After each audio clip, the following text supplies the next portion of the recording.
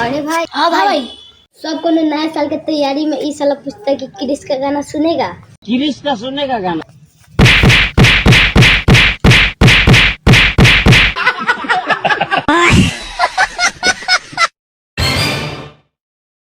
ಇಲ್ಲ ಮಗ ಓದ್ತಾ ಇಲ್ಲ, ನಾ ಏನು ಓದಿಲ್ಲ ಅಂತೀನಿ ಮಗ. ನಂಬು ಮಗ, ಇಬ್ರು ಒಟ್ಟಿಗೆ ಫೇಲ್ ಆಗೋಣ ಆಯ್ತಾ?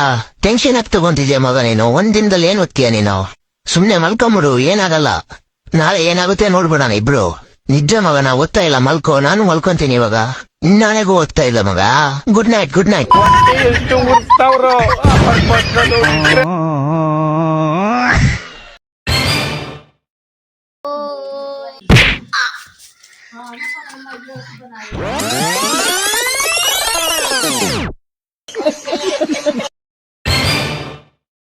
और इसमें मेरी कोई गलती नहीं है, आपको देखकर तो कोई भी बेहोश हो जाए।